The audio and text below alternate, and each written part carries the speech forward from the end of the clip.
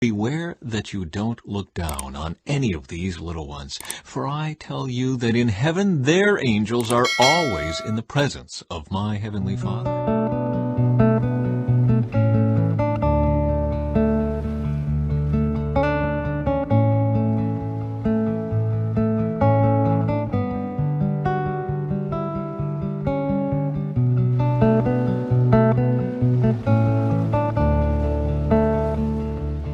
Psalm 16. Keep me safe, O God, for I have come to you for refuge. I said to the Lord, you are my master. Every good thing I have comes from you. The godly people in the land are my true heroes. I take pleasure in them. Troubles multiply for those who chase after other gods. I will not take part in their sacrifices of blood or even speak the names of their gods. Lord, you alone are my inheritance, my cup of blessing. You guard all that is mine. The land you have given me is a pleasant land. What a wonderful inheritance. I will bless the Lord who guides me. Even at night, my heart instructs me.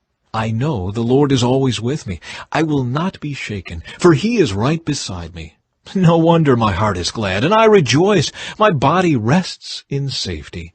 For you will not leave my soul among the dead, or allow your Holy One to rot in the grave. You will show me the way of life, granting me the joy of your presence and the pleasures of living with you forever. Beware that you don't look down on any of these little ones, for I tell you that in heaven their angels are always in the presence of my heavenly Father. Parable of the lost sheep. If a man has 100 sheep and one of them wanders away, what will he do? Won't he leave the 99 others on the hills and go out to search for the one that is lost? And if he finds it, I tell you the truth, he will rejoice over it more than over the 99 that didn't wander away. In the same way, it is not my heavenly Father's will that even one of these little ones should perish. Correcting another believer. If another believer sins against you, go privately and point out the offense. If the other person listens and confesses it, you have won that person back. But if you are unsuccessful, take 1 or 2 others with you and go back again, so that everything you say may be confirmed by 2 or 3 witnesses. If the person still refuses to listen, take your case to the church. Then if he or she won't accept the church's decision, treat that person as a pagan or a corrupt tax collector. I tell you the truth, whatever you forbid on earth will be forbidden in heaven, and whatever you permit on earth will be permitted in heaven. I also tell you this, if 2 of you agree here on earth concerning anything you ask, my Father in heaven will do it for you. For where 2 or 3 gather together as my followers, I am there among them. Parable of the unforgiving debtor. Then Peter came to him and asked, Lord, how often should I forgive someone who sins against me? 7 times? No, not 7 times, Jesus replied, but 70 times 7. Therefore the kingdom of heaven can be compared to a king who decided to bring his accounts up to date with servants who had borrowed money from him. In the process, one of his debtors was brought in who owed him millions of dollars. He couldn't pay, so his master ordered that he be sold, along with his wife, his children, and everything he owned, to pay the debt. But the man fell down before his master and begged him, "Please be patient with me, and I will pay it all." Then his master was filled with pity for him, and he released him and forgave his debt. But when the man left the king, he went to a fellow servant who owed him a few $1,000s. He grabbed him by the throat and demanded instant payment. His fellow servant fell down before him and begged for a little more time. "Be patient with me, and I will pay it," he pleaded. But his creditor wouldn't wait. He had the man arrested and put in prison until the debt could be paid in full. When some of the other servants saw this, they were very upset. They went to the king and told him everything that had happened. Then the king called in the man he had forgiven and said, "You evil servant, I forgave you that tremendous debt because you pleaded with me. Shouldn't you have mercy on your fellow servant, just as I had mercy on you?" Then the angry king sent the man to prison to be tortured until he had paid his entire debt.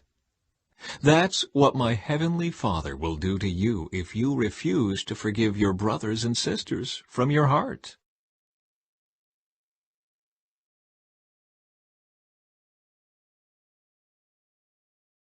The Book of Job, Chapter 1. Prologue. There once was a man named Job who lived in the land of Uz. He was blameless, a man of complete integrity. He feared God and stayed away from evil. He had 7 sons and 3 daughters. He owned 7,000 sheep, 3,000 camels, 500 teams of oxen, and 500 female donkeys. He also had many servants. He was, in fact, the richest person in that entire area. Job's sons would take turns preparing feasts in their homes, and they would also invite their 3 sisters to celebrate with them. When these celebrations ended, sometimes after several days, Job would purify his children. He would get up early in the morning and offer a burnt offering for each of them. For Job said to himself, "Perhaps my children have sinned and have cursed God in their hearts." This was Job's regular practice. Job's first test. One day the members of the heavenly court came to present themselves before the Lord, and the accuser Satan came with them. "Where have you come from?" the Lord asked Satan. Satan answered the Lord, "I have been patrolling the earth, watching everything that's going on." Then the Lord asked Satan, "Have you noticed my servant Job? He is the finest man in all the earth.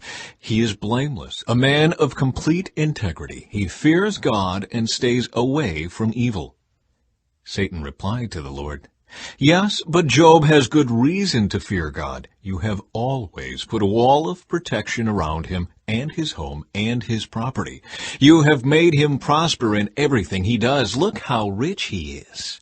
But reach out and take away everything he has, and he will surely curse you to your face."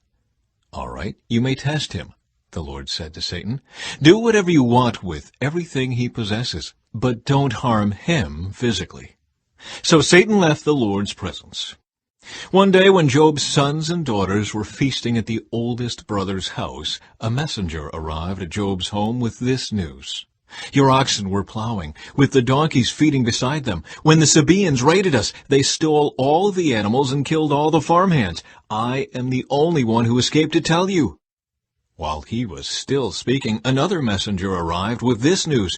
"The fire of God has fallen from heaven and burned up your sheep and all the shepherds. I am the only one who escaped to tell you."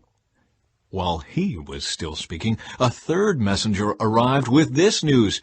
"3 bands of Chaldean raiders have stolen your camels and killed your servants. I am the only one who escaped to tell you." While he was still speaking, another messenger arrived with this news. "Your sons and daughters were feasting in their oldest brother's home. Suddenly a powerful wind swept in from the wilderness and hit the house on all sides. The house collapsed and all your children are dead. I am the only one who escaped to tell you." Job stood up and tore his robe in grief. Then he shaved his head and fell to the ground to worship. He said, "I came naked from my mother's womb, and I will be naked when I leave. The Lord gave me what I had, and the Lord has taken it away. Praise the name of the Lord." In all of this, Job did not sin by blaming God.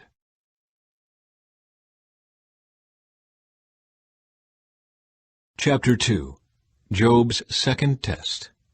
One day the members of the heavenly court came again to present themselves before the Lord, and the accuser Satan came with them. "Where have you come from?" the Lord asked Satan. Satan answered the Lord, "I have been patrolling the earth, watching everything that's going on." Then the Lord asked Satan, "Have you noticed my servant Job? He is the finest man in all the earth. He is blameless, a man of complete integrity. He fears God and stays away from evil, and he has maintained his integrity, even though you urged me to harm him without cause." Satan replied to the Lord, "Skin for skin. A man will give up everything he has to save his life, but reach out and take away his health, and he will surely curse you to your face." "All right, do with him as you please," the Lord said to Satan, "but spare his life." So Satan left the Lord's presence, and he struck Job with terrible boils from head to foot. Job scraped his skin with a piece of broken pottery as he sat among the ashes. His wife said to him, "Are you still trying to maintain your integrity? Curse God and die." But Job replied, "You talk like a foolish woman. Should we accept only good things from the hand of God and never anything bad?" So in all this, Job said nothing wrong. Job's 3 friends share his anguish. When 3 of Job's friends heard of the tragedy he had suffered, they got together and traveled from their homes to comfort and console him. Their names were Eliphaz the Temanite, Bildad the Shuhite, and Zophar the Naamathite. When they saw Job from a distance, they scarcely recognized him. Wailing loudly, they tore their robes and threw dust into the air over their heads to show their grief. Then they sat on the ground with him for 7 days and nights. No one said a word to Job, for they saw that his suffering was too great for words.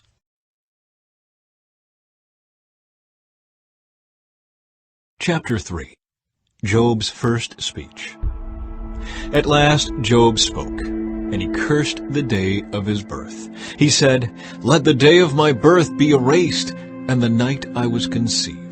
Let that day be turned to darkness. Let it be lost even to God on high, and let no light shine on it. Let the darkness and utter gloom claim that day for its own. Let a black cloud overshadow it, and let the darkness terrify it. Let that night be blotted off the calendar, never again to be counted among the days of the year, never again to appear among the months. Let that night be childless. Let it have no joy. Let those who are experts at cursing, whose cursing could rouse Leviathan, curse that day. Let its morning stars remain dark. Let it hope for light, but in vain may it never see the morning light. Curse that day for failing to shut my mother's womb, for letting me be born to see all this trouble.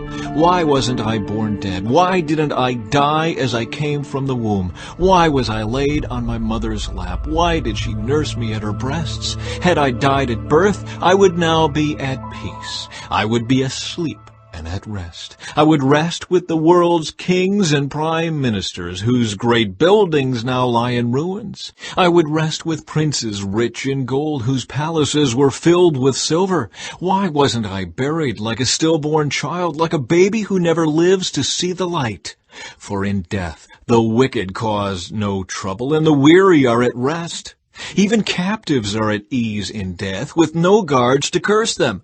Rich and poor are both there, and the slave is free from his master. Oh, why give light to those in misery and life to those who are bitter?